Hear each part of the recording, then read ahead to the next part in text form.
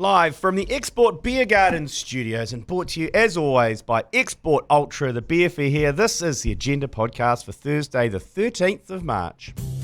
The Agenda Podcast, the home of sporting nonsense and claptrap. Brought to you by Export Ultra. And a g'day, Manaia. Look, you've come straight in and drawn a willy on your piece of paper. I just had to check that the pen works. Oh, okay. Is that your go-to? Like most people do a little scribble.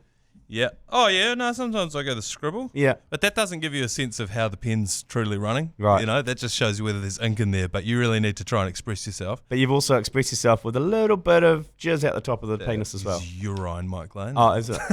Okay. It's hard to tell. I would never. You'll be happy to know that this, I don't know if you've heard, but this episode of Game of Two Halves that's on tonight, if you're listening to this on Thursday, 8:30 p.m, I've been embroiled in what Greg Murphy has said will cancel me, will be the end of my career. Excellent. Yeah. I think it's going to be the beginning of your career. It's going to be the beginning of a new phase of my career. And that is, we talked about it on the Hodoki Breakfast Show this morning, but I think I know where you're going with this. I don't know if you do. Okay. You might do. We had to do charades, and part of the charades on the episode that airs tonight was they wanted to see who did the most steps while they did charades for a bonus point. So they put a Fitbit on my wrist. Yeah. And I thought to trick the Fitbit, I'd be able to shake my hand. As quickly as I could, and those would register as steps. Because how else does it know how many steps you've taken? Yeah, it's a movement thing. It's a movement thing. Yeah. So you're jacking off. Well, look, I was just shaking my hand to simulate steps. Yeah. But unfortunately, the cards that I had to read were directly on the desk in front of Laura McGoldrick, and my back was to the camera. So it's quite incriminating. We talked to Greg Murphy, who was on our team. We talked to him this morning on the show, and he said, yeah, you're going to get cancelled for that. And Jerry, if you need a new co-host, I'm keen. So tune into the Greg and Jerry show tomorrow. I thought you were going to go down the angle that Greg Murphy, did you admit that it's motor games? No. Not to his face. Not to his face, I bitched out. I'm man enough to admit I dropped my nuts, and no, I didn't say it. And even more than that, this morning I went full cuck mode and just was like, oh, it's pretty cool Liam Lawson's in Formula 1, eh? Should they do a Drive to Survive documentary for the V8s? That'd be cool, eh, Murph? Yeah, I'm a massive pussy. I'm not too proud to admit it. Hey, I'm sure they must listen to this podcast. They messaged into the show this morning. It was like, oh, is our mainstream Manika's into motorsports all of a sudden, is he? I was like, look, he's scary, all right? He's intimidating, Murph. Well, he's a Bathurst winner. He's a lap of the gods, you know? Who the fuck am I? But I will say, this is a career highlight. I've had some career lowlights in the last week. I see one of them's in the rundown here. But I had a career highlight this week, and it was, I'm in the market for a new car. Yes. Well, second-hand car, not a new car, but an upgrade of an upgrade. And I don't have a garage, so I don't want to spend too much on a car just for it to rot out on the street. Yeah. So I was talking to Murph. I was like, I've always wanted a Commodore. Like, if it had more than 200,000 Ks on it, would it still be worth buying?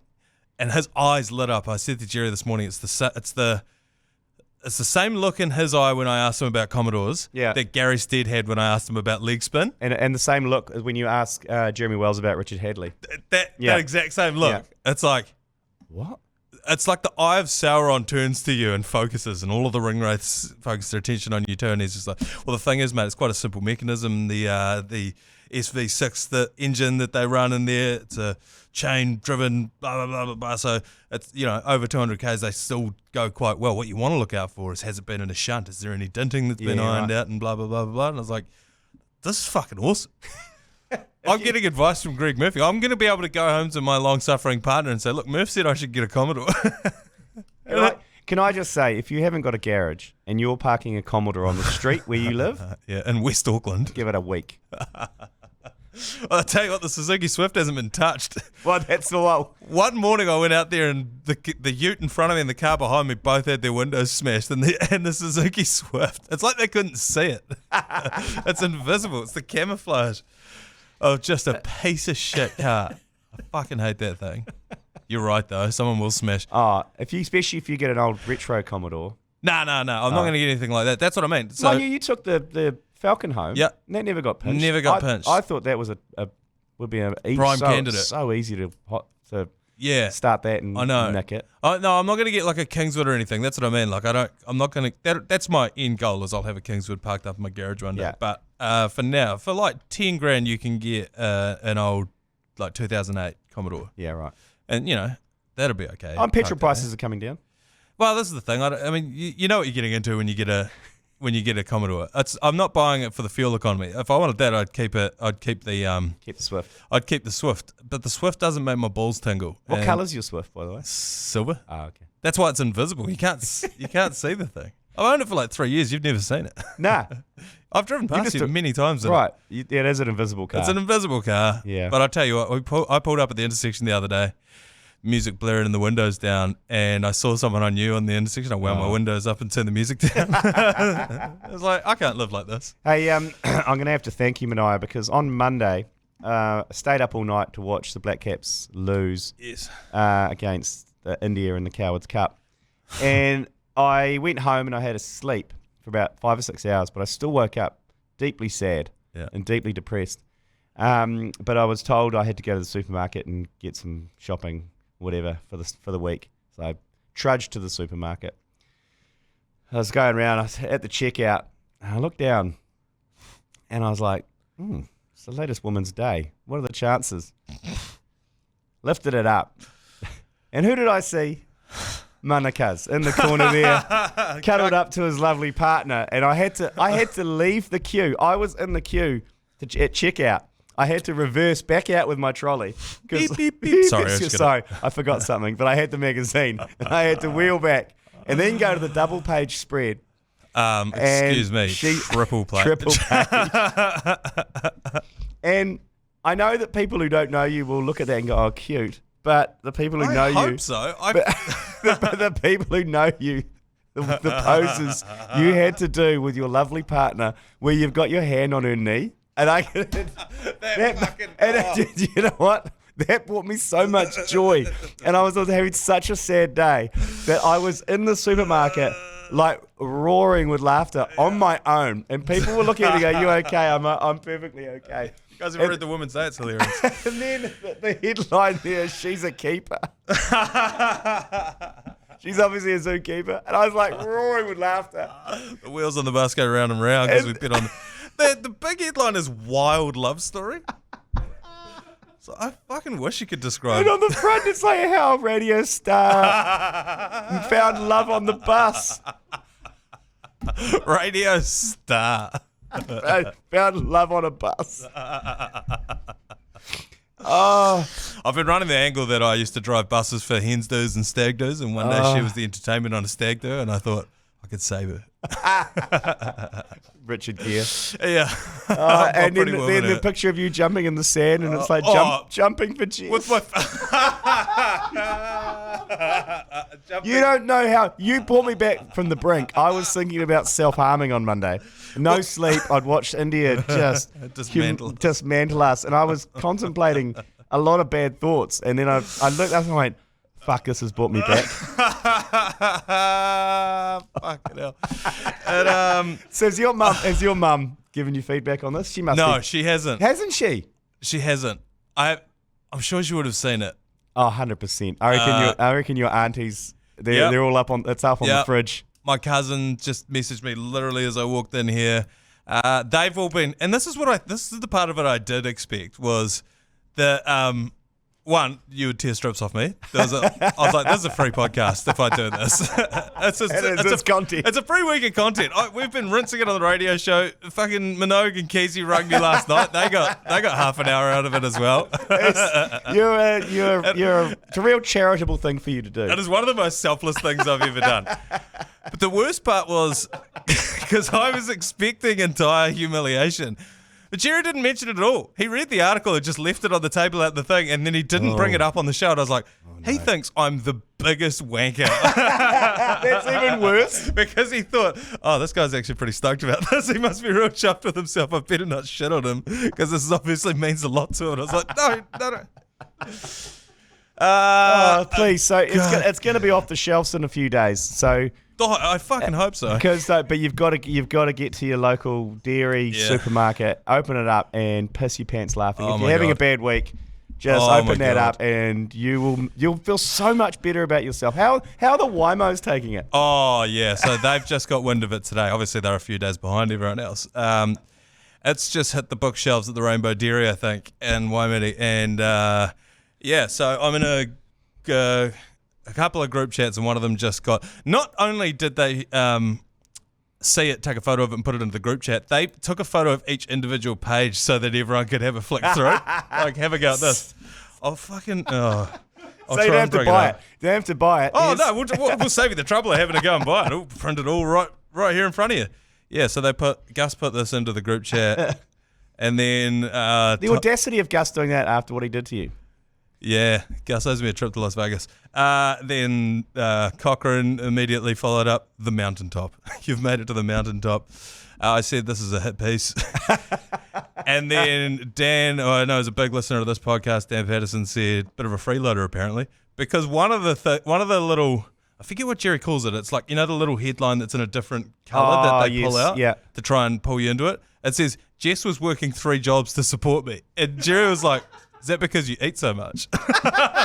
So she had to take on 3 jobs so that she could support you. There's also someone else. There's someone else within the ACC family who is feeling aggrieved, and I don't know if he's brought it up with you. No. But that photo of you and Jeremy in your Lederhausen. Oh, yes. There's one more person. There's one more person in that photo. Yeah. That has been cropped out. Yeah. And that is Joe Jury. Joe Jury. So that's a 3-man shot, and they've cropped him out on your left there, on your right. My right, the left of the page. Yeah. They put me right hard up against the page so they could cut Joe Jury out. So it's just me and Jerry in our Lederhosen. So it looks like you guys, just you cute. You two go to Beer Fest together. Yeah. And then... He doesn't want to bring it up, but, Jeff and I jumping for joy in the deserts of Dubai. Jumping for Jeff. And my gut's hanging out in that, so that's good. I did notice So my puku's out in the latest edition of the Women's Day. Oh, fucking hell, it's so good. It's fucking so good. bizarre. And when I initially... That one there that I've been sent? Do you know what's funny? I got sent...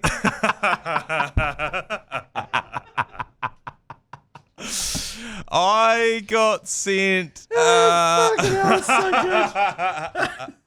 I got sent a screenshot of it from Ella, who works for the ACC. I don't know why, but my blood pressure went through the fucking roof as soon as Ella Newbury sends this photo, and she goes, "Pop off, puppy," with the photo. And then Lauren Simpkins says, "Baddie." And I was like, what the fuck is this photo? The reason you're reacting is because you sent them that photo. And then they sent it to me. Fucking A, I did. I said, oh, you guys at the supermarket. You are... I think Lane was. You are embroiled in a lot of WhatsApp groups right now. A lot of WhatsApp I like that groups. it's people that don't know me very well who are just like, is this guy fucking serious? Is this guy for real? It's brought me fucking... You don't know how much joy it's brought me. I've done the cartilage between my ribs. This isn't helping me. This hurts so bad. Okay. I was like, when I said yes to it, I was like, yes, week's free content. I knew this would fucking make you guys laugh your ass off. When they initially asked me, I thought they meant the ACC. They were like, no, you. And I was like, so then I knew it was going to be, how'd you meet? When are you getting married? Why don't you have kids yet? Yeah. And I knew that was going to happen. But when you see it laid out in front of you, and then Jeremy Wells reading it back to you, he read the entire article on the podcast today. And it was so humiliating because it's like when they write your words down and then he puts a bit of mayo on it on top. It's like, I didn't fucking say it like that. They asked me, they were like, oh, there must be something like, is there any sad parts of your job? I was like, oh, not really. We just talk shit and drink beer. And they were like, yeah, but if there was one, I was like, oh, well, it was pretty emotional talking to Lou Vincent. It was a guy, blah, blah, blah. And there's a whole paragraph in the article about Manaia gets emotional when he thinks back about Lou Vincent. I was like, oh, I mean, kind of. I don't think Lou would love that. So anyway, fuck, that happened. Oof, yeah, so it's good. Don't miss out on that. Don't miss out on it. Burn Don't miss out on that. Well, one of the funny things that happened was my missus went down and she saw that it was at the dairy. She drove past. And how she saw it was, you know, the big printouts that they've got outside the dairy and the thing. One of those is there, and we're down in the bottom corner. She's like, oh shit. She goes in and buys a couple of copies, one to send to her mum. And then she goes to the guy behind the counter, what do you do with the big like advertising ones out the front when you're finished? And he just had no idea what she was talking about. He's like, what? Yeah, throw them away. The one on the... She's like, could I have it? And he goes, yeah, it's on the shelf. She's like, no, could I have that? And he's like, yes, that edition is on the shelf. You can go and buy it now. This is the one actually in front of me. She's like, no, I want the poster. She's like, you know what, forget it. Just walked out. I was like, what are you going to do with that? To be fair, it would be fucking hilarious up on the... Oh, it would. It would. I'm sure we can arrange that. It's so... It's been funny, the different reactions. Some people are like, oh, hey man, so cool. You must be so proud. And then more people have been like, yeah, you're a you fucking loser. It's the picture of you with your hand on Jess's leg. Minogue described it as like the first time I'd ever touched her. It's that awkward. What it looks like. I know. The thing is, Jeffrey, she loved it. Well, she didn't love it. But I asked her, I was like, you don't have to do it, because this is very not her to do. I was like, you don't have to do it if you don't want to. She's like, no, I'll do it. It's something to send them up. Okay, sweet. Then when the photographer pulled the camera out, she's like, I fucking hate this. I don't want to do it. It's like, you look beautiful, doll. You look beautiful, babes. Oh, yeah. You look beautiful, babes. Now, can I touch your knee? Yeah, for the first time ever. That's all right. Okay, we're going to take a quick break. Yeah, can we? We'll be back in a bit. Stop the pod. Rightio, Sniper 1 has taken the shot on Tiger Woods. He has gone to surgery to repair a ruptured left Achilles tendon, the injury that I am just waiting to happen to me at any stage in my life in the next 5 years. It's definitely happening to you in the next 5 years. The Achilles tendon rupture looms large over this podcast. Yeah. It's a hallmark of this podcast. We like to keep tabs on them, see where they are, you know, just in case they're getting any closer to us, like a weather pattern. Yeah. See where the sniper is. Yeah. It's terrifying because it could happen at any time. I presume, I can't remember which one of his legs is fucked. I presume this is the good one. Yeah, maybe. Either way. It doesn't really matter. It's a cunt of an injury. That's him done. Yeah, do you reckon? I think that's him done. Because he hasn't had a great couple of years on his comeback, has he? No, he hasn't. And we've talked about this before with other athletes. This is how every professional athlete's career ends, is they fall off the pace a little bit, then they have a couple of injuries, and then one of them they just can't get back from. Yeah. And an Achilles is about as bad as it gets. The thing is, if it was just an Achilles, maybe he'd be right. But it's a lot of walking. And two, he's had back surgeries. He had the car crash. He overdosed on white women at one point. It's dangerous. Had to apologise in front of his mum, which is tough. So yeah, I think he's done. I think stick a fork in Tiger. And to be honest, like, he's already done it all. Yeah. I think once that Masters win that he had a couple of years ago, the comeback was at 2019, I think. That was it. I reckon his legacy cemented. I don't think anyone will ever beat most of the things that he's done, the records. He's like he is the Michael Jordan of golf, obviously, but he's one of those guys where when you check all of the stats, you're like, shit, this guy's just won, 4 majors in a row or something like that. Yeah. And you're like, the only person to have done that before is Tiger Woods, and he did it 4 times. Yeah. He's one of those kind of guys. So speaking of the Jordan of golf, there's a question for you. Which of these 4 legendary athletes would you rather have the life and career of? Mm-hmm. Michael Jordan, Shane Warne, Tiger Woods, or Maradona? Okay. Obviously, if they're dead, you're dead as well, but you lived a hell of a life. Is Maradona still alive? No, he did. He did? Okay. Yeah. Tiger Woods, he alive. Shane Warne, he did. Michael Jordan, he alive. I'm going to put a line through Maradona. Just soccer doesn't really do it for me. Hand of God is always... And he was a bit crazy. I don't think he had a great life. No. Post football, he didn't have a great life. I will say there is a photo of him with a spread of like charcuterie in front of him on a private jet and just a mountain of cocaine next to him. That looked like a lot of fun. I think my knee-jerk reaction is Michael Jordan just because I like basketball. But and he's the richest of that by a country mile. Yes, yeah, he is. And still alive. Is he happy? No, but then am I? So, you know what I mean? Would I rather be miserable Manakas or miserable MJ? Okay, you're true. But it's Shane Warne. It's Shane Warne for me, and I've always thought it was Shane Warne. Yeah, he went out on a bang. Went out with a bang. Literally. was fat, which I could identify with. And I've always wanted to be a leg spinner. I just think it would be so sick to just waddle up to the crease, toss up a variety of different deliveries, have the batsman in all sorts.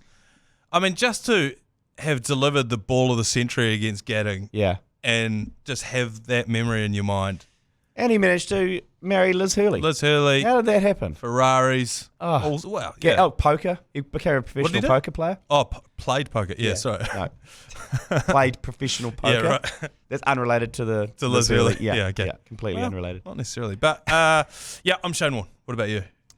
I'm purely because I played basketball. So I'd love to be Michael Jordan in the fact that he had an amazing career and he's very rich. Yep. But I can't really relate to the sport. Yeah. Tiger Woods, potentially I can because he had a hell of a time. He overdosed on white women. Yeah. He had during his heyday when he was slaying on and off the course. Yeah. That would have been a hell of a time. Oh. Would have been a hell of a time to be Tiger Woods. Yeah, and I guess all of the reasons I like Shane Warne's career is because it's so chill. There's no fucking way Shane Warne trained. No. There's no way. So he just showed up on game day, and I reckon that's probably Tiger Woods. He trained hard out. He trained hard out. So it's a toss-up between Tiger and Shane, but given I played a lot of cricket, it would be awesome to roll up. Oh. Durry in the mouth, like 4X, finish your 4X, go out, get 5 wickets, come back in, put an inflatable penis on your head, run around, chase some chicks around in Nottingham Flat, go back to play Test cricket the next day. 100%. It's like, I mean, if you had to write a movie about... If you watched a movie of his life, you'd be like, that's bad writing. No one gets to do all that. It's a bit unrealistic, isn't it? But no, he actually did do that. Shane Keith Warne. Lock it in. Yep. Okay. Manchester United have just announced plans for their new 100,000 seat capacity stadium. Have you seen the state of this? I have, yeah. So it's going to be built on the land around Old Trafford. If you've been to Manchester, Old Trafford is right next door to Old Trafford, the cricket ground as well. So it's in one precinct, but it's all very kind of old. The cost is looking at just $4.5 billion New Zealand dollars, built over 5 years. I love how they can just do this. Oh. And have you seen the picture of it? Yes. I'm looking at it now. It looks like a giant circus top tent. Yes, that's exactly what it looks like. Like the Whirling Brothers circus tent, except massive. This is an obscure reference, but it looks like where they held the Quidditch World Cup in Harry Potter. Yes. Even I know what that is. Yeah. Even I know what that is. It's enormous. The only thing I would think about this is, as we talked last year about the Saudis were going to build like 10 new stadiums. I think they wanted to host the Football World Cup. That cliff top one? Oh, they are hosting the Football World Cup. And so then they put out like 4 or 5 different ones in Jeddah and bloody Mecca and all these different places. And cliff top one was sick. There were like futuristic looking blocks and then one looked like it was in a rainforest. I feel like they put those images out and then by the time it's actually built, it's way peered back and it ends up looking like, a run-of-the-mill stadium. I hope I'm wrong, but I don't think it's going to look like that when all's said and done. Here's my question, though. So it's Old Trafford, right? Yes. When they rebuild it, is it still going to be Old Trafford? Or is that going to be New Trafford? Or is it New Old Trafford? I think it's just going to be Old Trafford Mark II. The new 2.0. Yeah, the new Old Trafford. Old Trafford point 2. It's a strange part of town in Manchester as well. It's pretty grimy around the area. So put in a $5 billion stadium in the middle of there. But hey, I have never been into Manchester, but I have driven around Manchester. Oh yeah. Looks like a shithole. Is it a shithole? It is. It's one of those ones. It's like Glasgow. Yeah. It's a bit of a shithole, but they love it. Yes. And it's fun. Like there's some good characters in there. It's grimy. It's grimy, and it's going to be grimy. They're not pretending. It's like Hamilton. Hamilton's pretending not to be fucking Wellington and all cool and fucking craft beer. Yeah. Hamilton's like, this is what we are. We're full of chlamydia, and we love crushing beers and milking cows. Yeah. Go out to Gordonton. No, it's Glasgow's a good analogy because I've always thought that Glasgow and Edinburgh, because they're like half an hour away from each other. Yeah, very different. Very different. Edinburgh is what you think of as a tourist when you think of Scotland, whereas Glasgow, I think, is where the actual Scottish people live. Yes. Yeah, and that's what I think about Manchester. Yeah. They don't want you there. Nah. That's why I didn't go in there. It's the proper north. From the Conor McGregor desk. Yes. This is great. I love this. So he put a post out on, was it Twitter or X or whatever. Instagram. So it's just who's going to at Limp Bizkit in Ireland tomorrow. I'll be bang in the centre of the mosh pit if anyone's looking for their jaw broke and their teeth sent. Hell yeah. And then he put over the top of it Limp Bizkit's break stuff. Just one of those days. You don't want to wake up. Everything sucks. Everybody's fucked. It's one of the all-timers. I love Limp Bizkit. I love Conor McGregor. I wouldn't want to be fucking anywhere near him when that was going on. Who puts that out?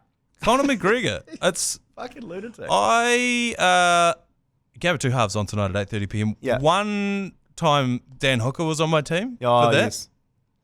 And he said when he had met Conor McGregor the week before, and he was just like the dude, like he's just a character, you know, like the person doesn't seem like he's a person. I don't know if he ever was, but it doesn't seem like any of the persons left, and it's just the celebrity or the character. Is he just an avatar? Yeah, maybe. Yeah, or I don't know. It just doesn't seem like a real person. Well, what is he now though? Because he's not an MMA fighter anymore. Nah, he is allegedly. I mean, he just had to pull out of a fight for some reason recently. But there's the age-old. It's hard to get up in the morning and run 5 miles when you're sleeping in silk sheets. Yeah, you know, at a certain point, like how are you really going to train that hard when you've made millions and millions of dollars? Well, maybe this is part of his training. Get him to the mosh pit at Limp Bizkit. They should walk out to Limp Bizkit. I reckon that gives you a 1-round advantage. The band that played at Chris Key's wedding had played at a wedding a week before that I was also at, Logan O'Connell's wedding, and they played a Limp Bizkit medley. Fuck yeah. They had like a 5-song medley ready to go that just went for about 10 minutes, and it was just all of the best Limp Bizkit songs, of which there's probably only 2 or 3. And when I pulled up to Chris's wedding and I saw it was the same band, I was just like, oh, the Keezies are in for a rude awakening here. And I went up to the guy and I was just like, play that fucking Limp Bizkit melody. He's just like, oh, do you think they'd be into it? I was like, I don't give a fuck. Fuck. Just one of those days. And yeah. Did it go off? John Key had never seen anything like it. It did go off, yeah. It did. But yeah, stay away from Conor McGregor where possible.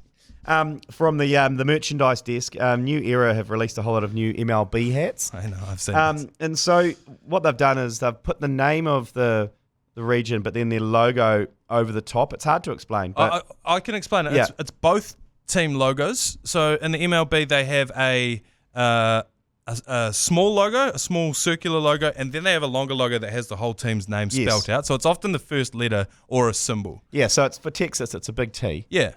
The New York Yankees, they've got that little N with the Y over the top of it. You would have seen that. In fact, Adam's got one on right now. But then they also have one that has like New York Yankees written out across it. They've put both on the same hat. Yeah, so with the Texas, Texas is written across the hat, and they've put the giant T across the X. Yeah. So it says Titas. Yeah, which is? Now, Titas is Spanish for breasts. And then Houston, because they've got the Astros, and then they've got the H. So they've put the H over the top of the kind of the T and the R. So it says assholes. The assholes. The Houston assholes. And then the Anaheim Angels is my favourite. the big A's over top of the G. So they're the Anaheim Anals. They must have known. No. You don't think they knew? Nah. I reckon they knew. Nah. I reckon they were like, this will go. Oh, but there's no way. No way the comms team. You've worked with a few comms teams in your time. There's no way they were like, oh, if we put assholes out, it'd be hilarious. Or but Spanish. How did they sit in the meeting and no one went, hey, yeah, one question. Jose here reckons that means breast. That means, well, they wouldn't listen to Jose. They were like, hey. The cleaner's upset. Very cool, man. Yeah. But no one in the meeting said, hey, just quick one. Am I going crazy or does that say anals on that hat? And we're about to go and sell anals, are we? And the only way I could see that happening is when someone would bring that up, someone else would be like, oh, don't be so disgusting. No one's going to think that. Yeah, you just got a dirty mind. No one thinks that way. Yeah. Well, how do we get hold of it? Do we have a credit card that we can buy a couple of anals hats on? Yeah, let's do it. Also, a good story there. We work at NZME and we've got a lot of radio stations here. Yep. One of them is Coast. Yes. And when Coast launched, relaunched, and it was a few years ago, and they launched with that logo that's kind of a calligraphy, kind of like a joined logo, but at the end of it, and they launched it, and I was in the meeting, and they said, "In there, here is Coast," and I was like, there's a massive cock and balls at the end of that. And they're like, no, there's not. And I said, I got up on the screen, I went, and drew it. And they were like, no one will notice that. And then about half an hour later, someone goes, I can't unsee that cock and balls. We're going to have to change it. They'd already rolled out all of the marketing, so 6 months later, they had to roll it out again, remove the cock and balls. Yeah, it would have been one of those rare situations that, we probably should have listened to Mike Lane on that one. he kind of had a point. We were right not to at the time, but he actually kind of had a point. Hey, speaking of, not a cock and balls, but balls anyway, the ACC Open, the Golf Opens. Obviously, I've just paid for your insurance claim for your... An insurance claim. An insurance claim at Poopuki. But we are keen to go to the regions. Yeah. Hitting the regions. We've already had quite a number from around the country, but we're looking for more small town courses. Yeah. We want to go to around South Island, North Island, anywhere. If you're a member there or you're a member of a small club, whether it's Methven, a little 9-holer in Methven. Yeah. We want to roll in with the ACC Open and put a tournament on there. So slide into our DMs or text us on 3236. We want us to bring the ACC Opens later this year. We're going to probably do about half a dozen of them in the North and South Island. I'd like to throw the Highfield Golf Course in Timaru into there. I think that'd be quite good. And also if real bad stuff happens in there, it's just far enough away from Waimate that people won't be talking about Manaia Brawler's workmates down and destroyed the fucking... Of course. Of course, yeah. Okay, so let us know on that. We'll take a quick break and we're back with Yours Please. Yours Please. Brought to you by Leader, home of the lasagna topper. Right, 5 to get through. Yours Please. G'day, lads. G'day, mate. First time caller, long time listener, just reaching out after your SOS call. Yes, thank you. I was in Vegas.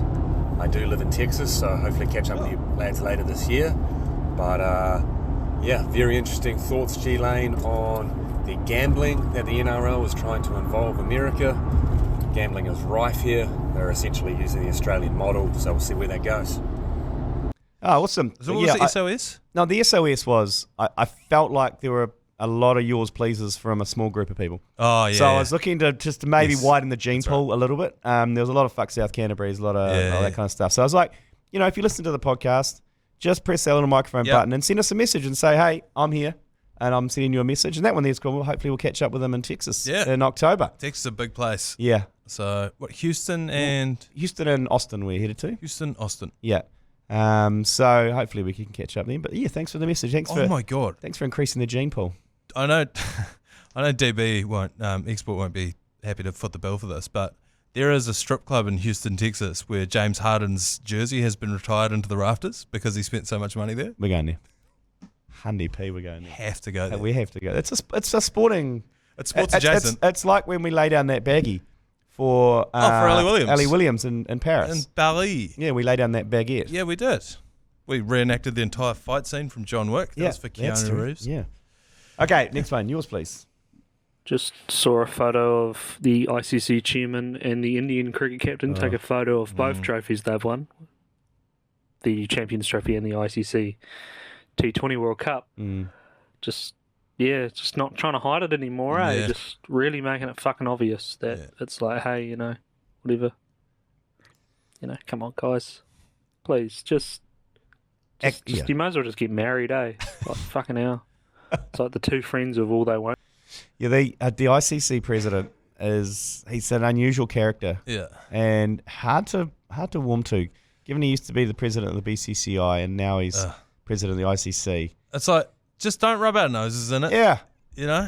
Like, it's fine. We all know what you're doing. We can all see what you're doing. You control the game. You've got all the money. We know that. But don't. We don't have to constantly remind us.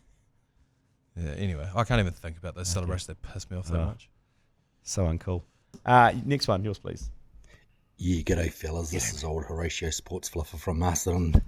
I'm ringing up, or just chatting to you. A bit disappointed. Oh, yep. There's no bloody frequency here in the Wairarapa. I'm dying to come to Texas with you, but I can't bloody get in because I listen on iHeartradio. So you tell your old mate Bogsy upstairs to get his ass down to Masterton and get a frequency put in so I can come to Texas and get on the piss. Right? All right. Wow, good news. Good news for you. We've got good news for him. Yes. Because you've got a trip to give away on Hodaki. Yes. And in a week's time, we've got a trip to give away here on the agenda. Yes. So you and a friend could be joining us with the Agenda podcast as well. Yeah. And also from I think from next week as well, if you go into Big Barrel or Liquorland, you can also win another chance there. Yeah, you've got to go in store for details on how you can win another trip through them. Oh, this is great. We get so many texts every morning saying I listen on iHeart or whatever. How the hell do I? So once you give yours away, you can go, right, here's another chance. Yeah. On the ACC, this is what you do, and Big Barrels, Liquorland. There's going to be a lot of entries for that. We've been taking callers to put them in the drawer and asking them what their area of expertise is. Yeah. What can they bring? What can they bring? Because, we've all got our strengths and weaknesses. We need to compile a team here. There's been a couple of people come through and they're very well organised, which is good. Crucial. One of the guys is good at leading sing-alongs and starting chants. Nice. That is very useful because remember in Paris, there was that one guy who basically didn't say anything for the whole trip. And on the last night, got a skinful and was just leading us in all these soccer-style chants. At the Moose. About Richie McCaw's the greatest and everyone else is shit. And it was just so good. And every time it stopped or died down, all of a sudden he's back up on his chair and yelling again. It was like, where has this guy been this whole trip? But it was the highlight of the trip for me. And so, yes, we need a bard. There you go. Okay, next one. Yours, please. Yeah, g'day, me again, the indicating fella. I'm not indicating currently, but I'll chuck it on just to keep you guessing and going nowhere. Talking about the fast lane shenanigans and the indicating shenanigans, I hate people who leave their foot on the brake. I'm not, Manaia will get this being a POS, but must be big flat-footed fellas. Driving down the motorway 100 k's an hour with your brake lights on. What's going to wear out first, your bulb or your brakes?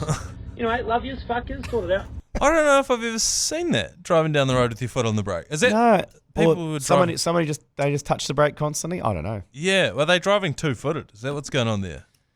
Yeah, potentially. We were talking the other day about how much just some of the shit you see on the roads and how much it pisses you off. Like what we were saying last week about the if you don't have a big dick, get out of the big dick lane. Yeah. The other one is the wave of death, which is the person who has right of way but is waving you through. Yes. They're going to kill you. Up. Yeah. They're setting you up. The closest I've ever seen someone coming to die was Leha on Ponsonby Road one day. Yes. It was about probably 1 or 2 in the morning, and we're crossing Ponsonby Road. For those of you who haven't been, there's 2 lanes going in each direction and an island in the middle. And we're on the island about to cross over. And this person sees him on the closest lane to him and recognizes him. Like, oh shit, it's Lee Hart. And they stop and they wave, and they wave for him to go across. And they start talking to him out the window. So he's walking across in front of them, having a yarn, not looking where he's going. And in the inside lane that he can't see is a fucking bus coming up Ponsonby Road. And it was honestly like by the skin of his nose that he missed that bus. That was the same night that he walked into the Perspex wall outside Whiskey Bar. Yeah, yes, that was. He got tangled up in the fucking. It was like, those ones that separate separate the bars out on the footpath. Yes. And so he didn't sit. He just walked into it like he'd walked into a fucking fishing net. And then just like falls over, pops up, shakes it off, and g'day mate to the bouncer who just let him in. Okay, next one. Next one. We've got 2 more. 1 more. Last one. Yours, please. Holy fuck, Mike Hosking sounds like a fucking piece of shit. Why does he get everything so easy for him? Like, who even is he? Like, who gives a fuck? Who listens to him? Do people listen to him? Surely fucking not. Fuck him. Well, it sounds like it was raining where you were, but a lot of people listen to him. That's the problem. Disappointingly, that is the problem. A lot of people. And something that he's realised that obviously you want to hate him, but when you hear him talk about it, he was saying a few years ago, he learned very early on that if half the people fucking hate you and half the people love you, you're going to rate your ass off. Yeah. And that is exactly what he's doing. Yeah, he doesn't care. He does not care. He doesn't care if you talk about him in a good way or a bad way, slander him. When Jerry was doing Like Mike, when he was fucking pissed at him, like satirical gold. He was stripping fucking bits off him every week. He loved it. Yeah. Because you were talking about him. Yeah. It was the top of a conversation, and he didn't give a shit. Yeah, he's onto something there. Jeez, if you've got the temperament to withstand it, there is a career to be made doing that. Yeah, look, I mean, he lives out in Matakana somewhere on a big some big Millions of lifestyle. dollars. Yeah, so he doesn't really hang out with many people. The puppet that Jerry used to use for that is still in the Hodaki studio. Oh no, that's the old puppet. There's two puppets. There's that one that's an animatronic one. The wooden sort of one. Yeah, the wooden yeah. one. And then It's got real teeth in it. And then there's one that is missing. Was made at the Henson Studios in New York. There's the felt one, eh? Yes, and That we was don't know nice. where that is. Yeah. Someone's pinched that. That one was too nice. But Yeah. the other one's sitting there. It's got an eye missing. And the terrifying. real teeth. Have you seen the real teeth? Yeah, it's like Abe Lincoln's false teeth. it's like some mummified like Egyptian mummy, and they've unwrapped it, and the teeth are all exposed. Yeah. Anyway. Okay, well that'll do the agenda for today. Thanks for coming in, Manaia. Thanks for having me. We've got the sportsbook coming out this afternoon, and tomorrow James McConey with a Super Rugby special. You've been listening to the ACC's Agenda podcast, brought to you by Export Ultra. For more episodes, like and follow on iHeartradio or wherever you get your podcasts.